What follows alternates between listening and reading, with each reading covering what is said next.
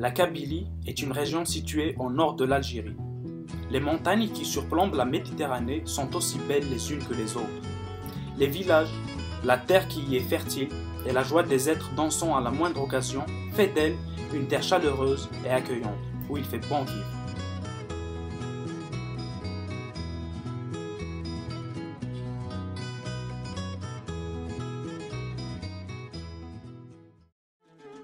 Malheureusement, depuis la montée de l'intégrisme religieux qui a fait des centaines de milliers de victimes dans les années 90, et le pouvoir corrompu mis en place depuis l'indépendance en 62, a oppressé le peuple en le faisant taire, et ce, par tous les moyens possibles. En 2001, le peuple kabyle, suite à l'écœurement engendré par la dictature, est sorti dans les rues pour exiger le respect. Cette période nommée Printemps Noir a vu tomber plus de 120 Kabyles. Suite à cela, l'exode a commencé.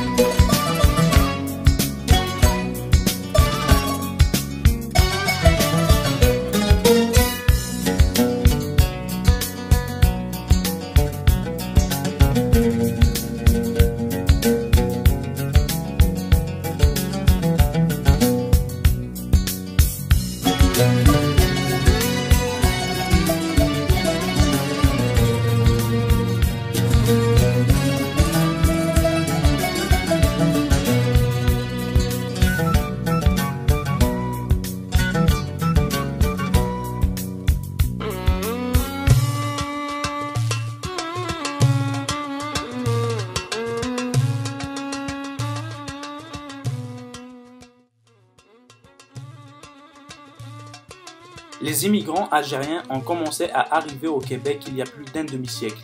Mais à cette période-là, ils n'étaient qu'une poignée d'individus. En 1986, le ministère des Communautés culturelles du Québec faisait état de 2110 ressortissants. À cause de la dégradation du climat politique en Algérie, le nombre des nouveaux arrivants n'a cessé d'augmenter. Si bien qu'en 2012, le gouvernement provincial a dû suspendre les dossiers de demande de visa, et ce, pendant plusieurs mois. Il est difficile de recenser le nombre exact des Algériens établis au Québec. En revanche, ce qui est sûr, c'est que de 2007 à 2011, 20 664 nouveaux arrivants ont posé les pieds sur la belle province. Les Algériens se localisent surtout dans Villeray, Saint-Léonard, Ahontic, Montréal-Nord et Anjou.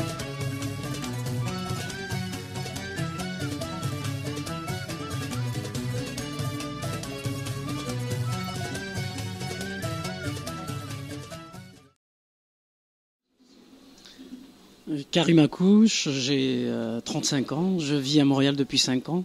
D'abord, je m'appelle Rachid Bondou, ça fait 15 ans depuis que je suis au Québec, 15 années. Bonjour, je m'appelle Abdelkader, ça fait 2 ans que je suis au Canada et je travaille actuellement à la commission scolaire Marguerite Bourgeois comme enseignant en suppléance.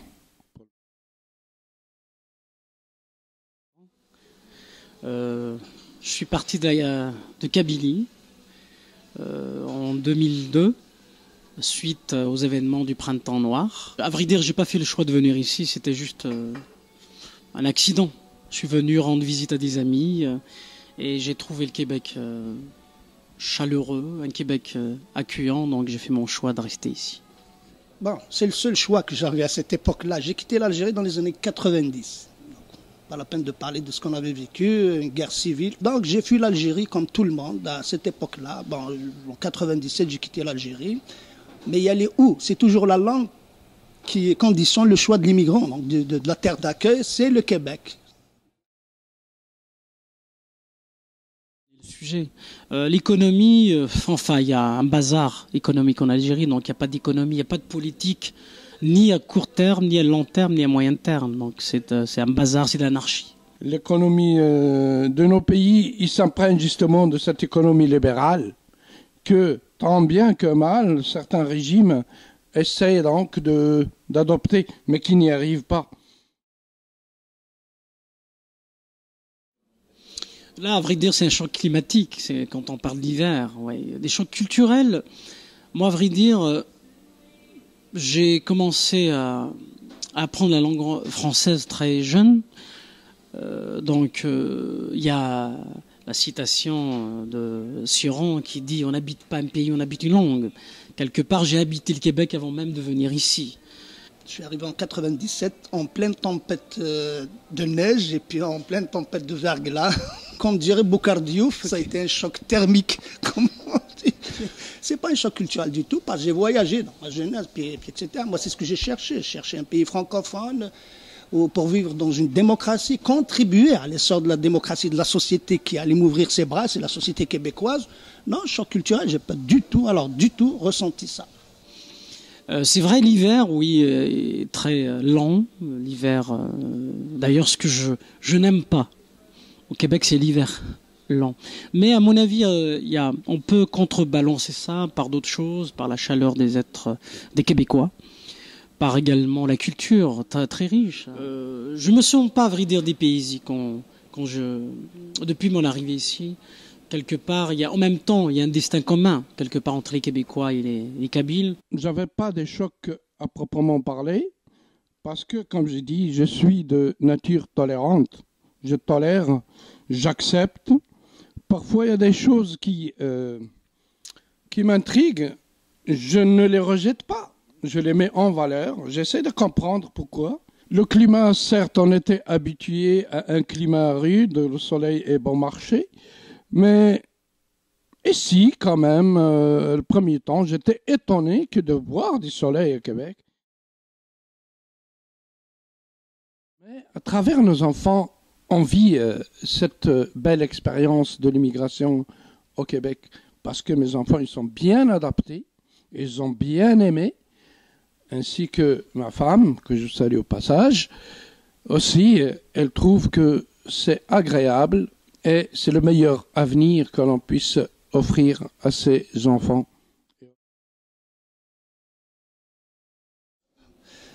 Vous pouvez aller du côté de Jean Talon.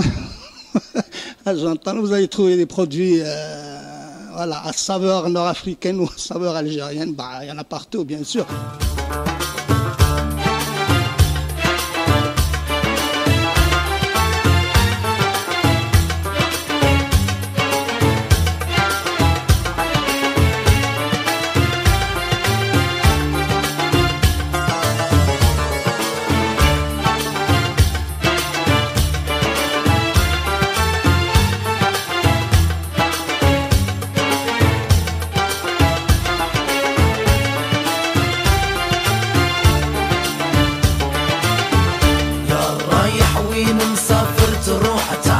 وتولي شحال دمو العباد الغافلين قبلك وقبلي يا رايح وين مسافر تروح تعيا وتولي شحال دمو العباد الغافلين قبلك وقبلي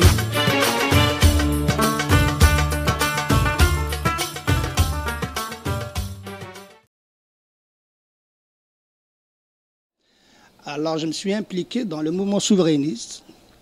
On pourrait me dire pourquoi le mouvement souverainiste, pourquoi le Parti québécois. Je suis également impliqué au Bloc québécois. Pourquoi? Parce que les valeurs de ces partis-là calquent sur les miennes. Et puis, comme disait mon ami Karim Akouch, la Kabylie et le Québec ont quelque part quelque chose à se partager au niveau de la défense de la langue, de l'identité, etc. Donc, je me suis engagé au Parti québécois, très tôt d'ailleurs. Ensuite, également au Bloc québécois. Actuellement, je suis membre de la commission de la citoyenneté du Bloc québécois. J'ai été un des membres coordonnateurs de la section francophone de Laval d'Amnesty International. Actuellement, également, je suis membre du conseil général de la Société Saint-Jean-Baptiste, membre de l'association Amitié Québec-Kabylie, qui est qui fait partie du réseau Cap sur l'indépendance. Donc, et puis, voilà, dernièrement, en 2012, j'ai été candidat du Parti québécois à l'Acadie. Voilà, donc, grosso modo. J'ai publié des livres, notamment un roman, Allah aux pays enfants perdus, une pièce de théâtre qui s'appelle Toute femme est une toile qui pleure, qui a été jouée à la Place des Arts. 4 fois. J'ai également fait jouer une autre pièce de théâtre qui traite de l'identité, qui viendra fleurer ma tombe, a été jouée fin 2011 à la Place des Arts. J'ai participé à plusieurs festivals de littérature, à des spectacles de culture. Donc voilà, on m'invite un peu partout. Celle qui me tient le plus à cœur, c'est mon implication directe dans la vie des citoyens ici à Chaméran. Nous avons un parc qui s'appelle Parc Penter, auquel j'ai donné quelques-uns de mes services au niveau du bénévolat. Et puis il y a Cassie aussi qui m'a fait connaître à travers justement des activités, francisation, accueil des immigrants et tout ça. Ce que j'ai constaté, c'est qu'ici au Québec, le système, on ne laisse jamais tomber quelqu'un. Même si un jeune décroche, pour des raisons quelconques, la société, le système éducatif fait que entend toujours à essayer plutôt d'embarquer ce genre-là de nouveau dans le système éducatif. Mais en Algérie, non. Et puis, comme je disais, c'est un système éducatif assez reconnu dans le monde, je m'excuse, bon, avec ses imperfections peut-être, mais un très bon système éducatif. Donc, voilà, j'ai migré surtout pour ça. Le choix du Québec m'a été dicté par deux raisons. Une remonte à mon enfance, j'avais un enseignant québécois, M. André Piette, j'espère qu'il est encore vivant. Il nous a fait aimer le Québec. Et puis, de par ma culture francophone, c'est le choix qui m'est dicté pour justement venir m'installer au Québec et offrir un meilleur avenir pour mes enfants surtout et à ma famille. D'abord, je vais leur dire une chose, c'est qu'on parle beaucoup de la charte, etc. Et puis, il faut qu'ils sachent une chose. Quelqu'un qui veut s'intégrer réellement, il faut que ce soit quelqu'un de très ouvert d'esprit. Il faut qu'il sache peut-être qu'il peut avoir ce petit choc culturel, mais ça, avec l'adaptation, on arrive à se faire.